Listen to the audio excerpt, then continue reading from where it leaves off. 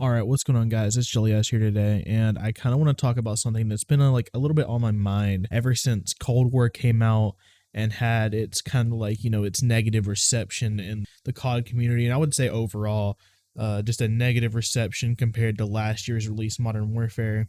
So last year, basically with the Modern Warfare release, we kind of seen a major shift in how the public reception of Call of Duty really is normally. I would say about since 2014, since the release of Advanced Warfare all the way back in 2014, we had really seen more, at least a overwhelmingly less positive reception for Call of Duty every year. Obviously, some were different than others. Obviously, Black Ops 3 was the most popular of that time until around World War II and Black Ops 4, when I would say the public reception got a little bit better, but it definitely wasn't overwhelmingly positive like it was from like your Call of Duty 4s through your Black Ops 2s. And then with Modern Warfare, I think we saw a major shift from the last couple of years because the Modern Warfare trailer, I would say that Call of Duty generally gets a lot of hype every year regardless. They usually don't ever have no hype around them. I would say the least hyped game is probably Infinite Warfare, with an overwhelmingly negative reception,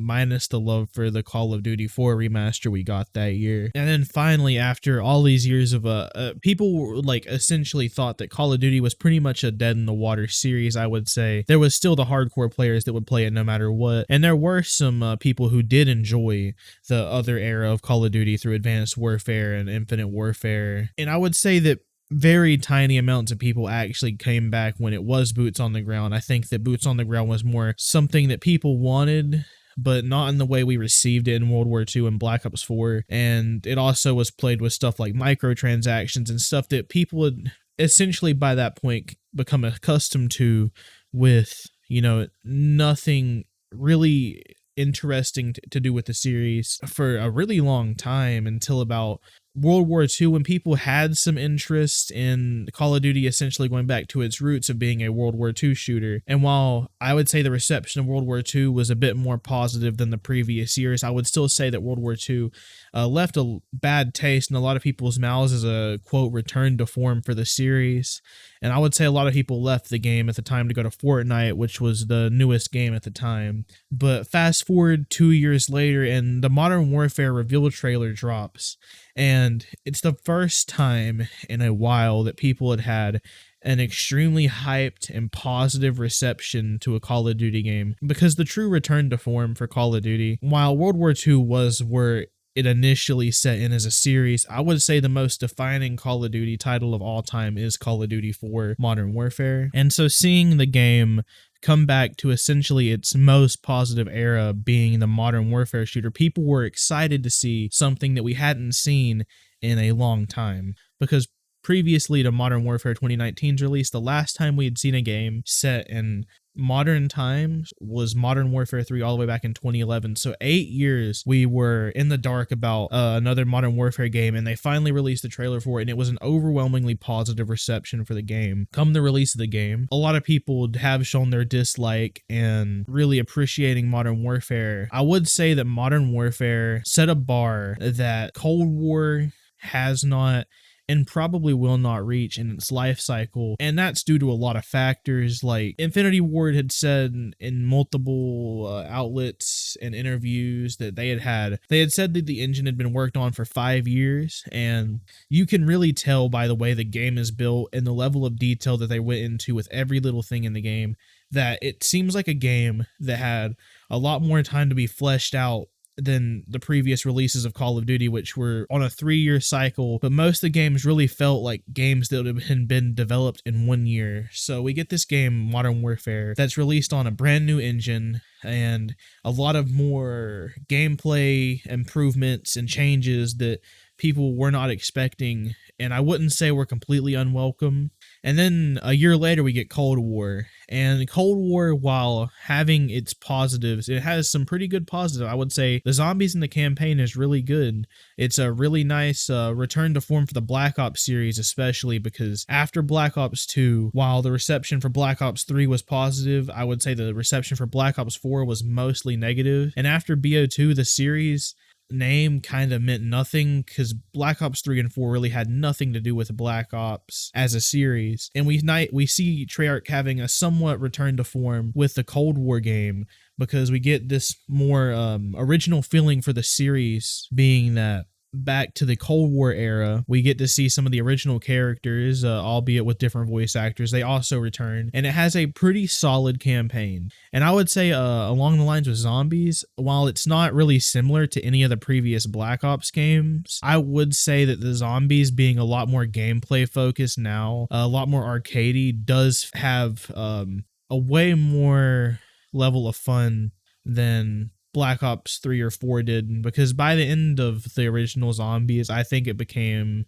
way too story driven for what is essentially a glorified side mode. But I think the main thing that I mean by this title when I say Modern Warfare cannot be outdone is, at the end of the day, people love zombies, people will play the campaigns, but the thing that's going to last longer is going to be the multiplayer. And the multiplayer for Cold War, only being 2 months in, is in a really bad state. The weapon balancing is okay, but I think it suffers from what most Treyarch games have since about Black Ops 2, where guns feel really like not impactful or really samey kind of feel. Like in Modern Warfare, if you pick up an AK and you pick up an M4, they're two completely separate weapons. You can tell the difference just by shooting the gun. In Cold War, you don't get that same experience, and I feel like a lot of that comes down to Treyarch just didn't adapt the Infinity Ward engine, and that really put them in a bad spot, because now they're stuck with an engine that's outdated,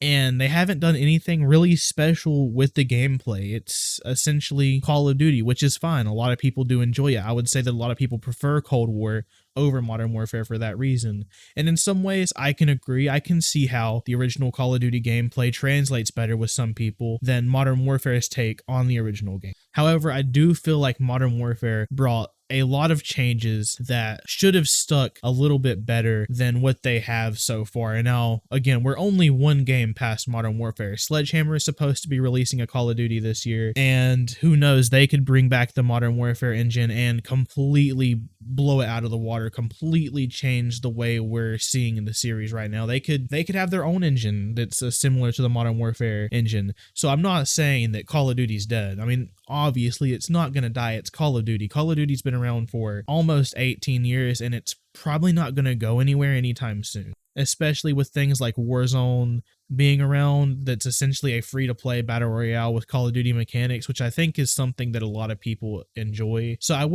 this isn't a video saying that, oh, the Call of Duty's dead, it's over, it's never coming back. Obviously, Call of Duty's completely fine. It's not going anywhere. But what I am saying, at this current point, at the point we are at right now, Modern Warfare cannot be outdone by Cold War in its current state. I think Cold War will need a World War II like mid-lifespan style update that completely changes some of the things that they have tacked onto this game that just don't work.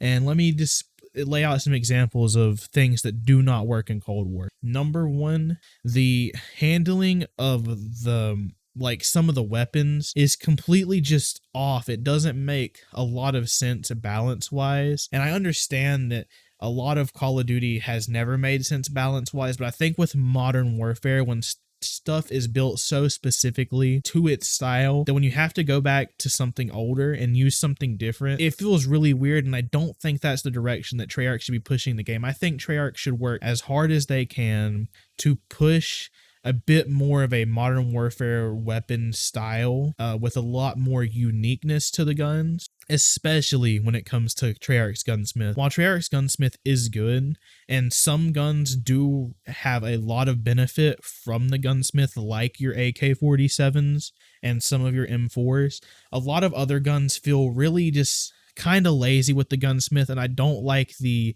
amount of just weird attachment combos that don't do what you'd think they do, like on the Magnum, where you can put a stub nose on, but that somehow makes the gun heavier and have more range. Or again with the Magnum, how a 12 round cylinder still carries 6 bullets, which while we didn't see a lot of examples like that in Modern Warfare, I do feel like if Modern Warfare were to implement extended max on the Magnum, I feel like they would have a bit more effort in showing the actual changes to the gun. And I feel like that's a lot of things where Treyarch is lacking. And I get that's more of a nitpicking thing. So I'm going to say something that's a bit more actually gameplay focused that has affected the game since the start. And that to me is the kill streak system. The kill streak system for Cold War, while I get the idea behind it, I do think that the kill streak system in Cold War is really bad and needs to be changed. Whether they improve on the current system or bring back the old score streak system, which is what I personally think they should do, I do think that kill streaks in Cold War don't feel as rewarding or nearly as impactful as they did in Modern Warfare or really any COD before that. And I feel like a lot of that has to do with the fact that if you die and you don't have to worry about your kill streak, I'm not a big fan of camping, right? So this isn't me trying to say that camping should be promoted. I think that we should keep the score streak system. I think it's completely fine to reward playing the objective. But I think when you give people no reason to care about what they're doing, I feel like people are way more apt to just not care when they get a kill streak, because the reward from getting an AC-130 in Modern Warfare, where you stay alive for 12 kills, is a lot less rewarding than I got 40 kills and died 30 times, but I still got the highest streak in the game. It's a bit of a weird system that I just don't think works, especially the way Treyarch intended it to. I just think it's a really weird system that, while Treyarch had good intentions for the system, I do not think that it actually worked in the way they intended for it to, and I really think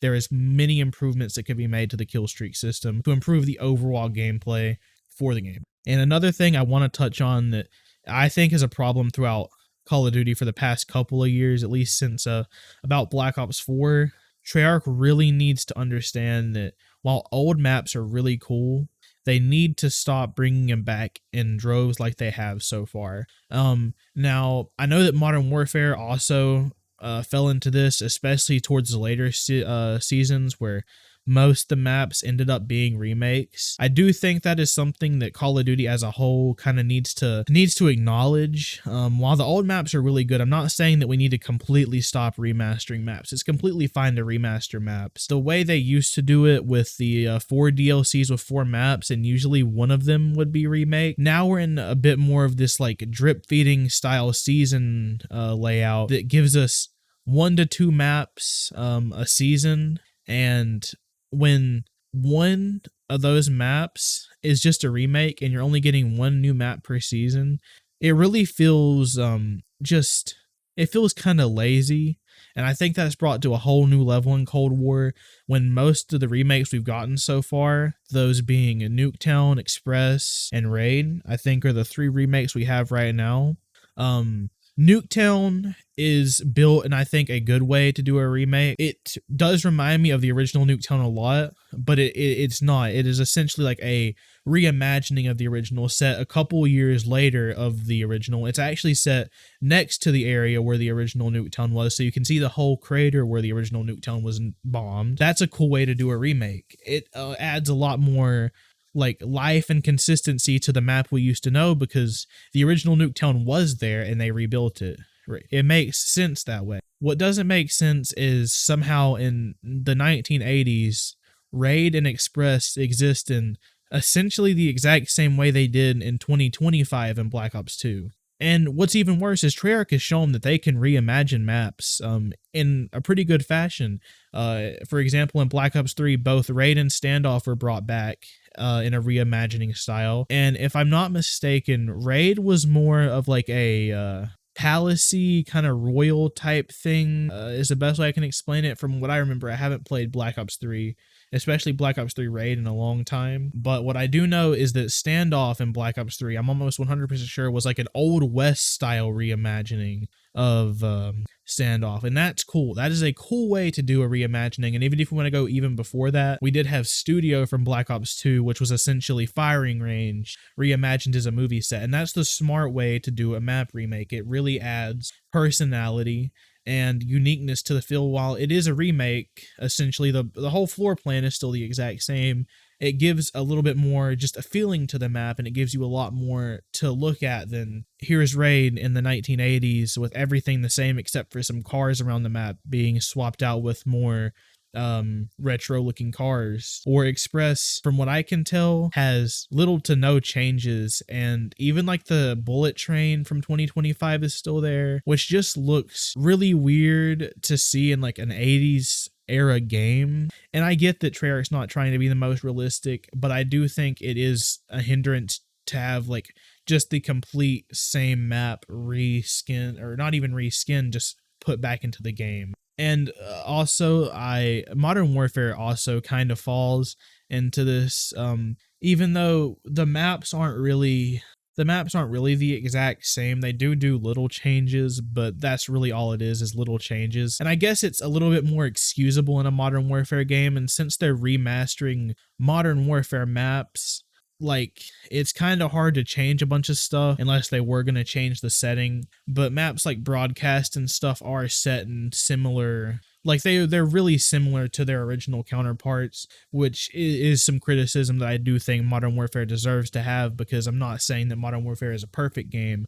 I'm just saying that in its current state, Cold War cannot outdo Modern Warfare. If Call of Duty continues on the road that we've seen right now, I don't think Sledgehammers can either. So I think the takeaway that this video has isn't that Cold War is completely unable to be a good game. I don't think that. I think that a lot of people saw that in World War II and were pleasantly surprised when that mid-season update happened that changed so much of the game's fundamental just build. A lot of people flocked back, and World War II also had a really good content dropping way of doing things. They probably over like 40 guns to the game by the end of its lifespan, and that's good. I do think that Cold War has the potential to get better and at least be on a level where people can say there's a good reason to play Cold War over Modern Warfare. But right now is not that point. So I'll leave the video on that note. Let's hope Cold War improves and becomes the game we all know it can be, because we all know Treyarch can develop a game. And yeah, I'll see you guys in the next one.